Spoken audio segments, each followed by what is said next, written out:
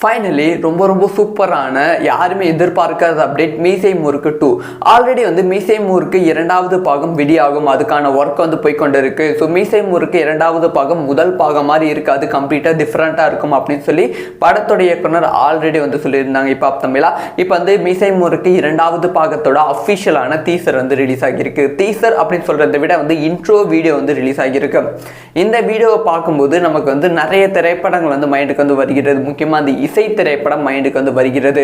So அந்த மாதிரி தான் இந்த திரைப்படத்தை வந்து பண்ணியிருக்காங்க. ஸோ மீசை முறுக்கு முதல் பாகம் வந்து கம்ப்ளீட்டாக ஒரு கோயம்புத்தூர் பையன் காலேஜ் முடிச்சு தன்னோட ட்ரீமை நோக்கி எப்படி போகிறான், அதுக்கு பின்னாடி எவ்வளோ கஷ்டப்படுறான், அதுக்கு நடுவில் வந்து தன்னோட லவ்வை வந்து காப்பாற்றுறதுக்கு எவ்வளோ போராடுறான், கடைசியில் வந்து லவ்வில் ஜெயிச்சானா இல்லை வந்து தன்னோட கெரியரில் ஜெயிச்சானா இல்லை ரெண்டுத்துலேயே ஜெயிச்சானா, அதுதான் வந்து மீசை முறுக்கு முதல் பாகத்தோட கதை. இப்பாப் தமிழோட கதை லைட்டாக வந்து ஃபேண்டசி வந்து ஆட் பண்ணியிருப்பாங்க.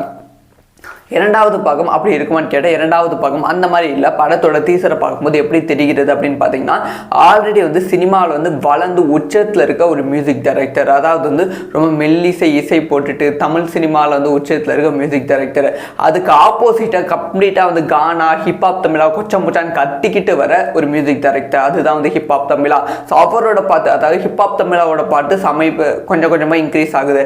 அந்த சமயத்தில் அவர் வந்து நிறைய விமர்சனம் பண்ணுறாரு. என்ன கூச்சல் முச்சலாக கத்திக்கிட்டு இருக்கலாம், மியூசிக்னா ரொம்ப அமைதியாக இருக்கணும் அப்படி இப்படின்னு விமர்சனங்கள் வந்து அவர் அதிகமாக பண்ணுறாரு. இதே மாதிரி ஸ்டோரியில் வந்து இசை திரைப்படம் வந்து வந்துச்சு. இதுக்கு முன்னாடி வந்து இதே ஸ்டோரியில் வந்து 2-3 திரைப்படங்கள் வந்து வந்திருக்கு.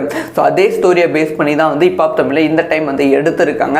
ஸோ நிறைய மூமெண்ட்ஸ் வந்து ரொம்ப மாசான எலமெண்ட்ஸாக வந்து இருக்குது. ஆனால் ஹிப்ஹாப் தமிழாவோட மீசை முறுக்கு முதல் பாகத்தில் வந்த அந்த ஒரு வைப், முக்கியமாக அந்த யங்ஸ்டரை கவர் அளவுக்கு அந்த வைப் வந்து இந்த 2வது பாகத்தில் இருக்குமா அப்படிங்கிற மிகப்பெரிய டவுட் வந்து படத்தோட டீசர்லேயே வந்து நமக்கு வந்து கிளியராக வந்து விட்டது.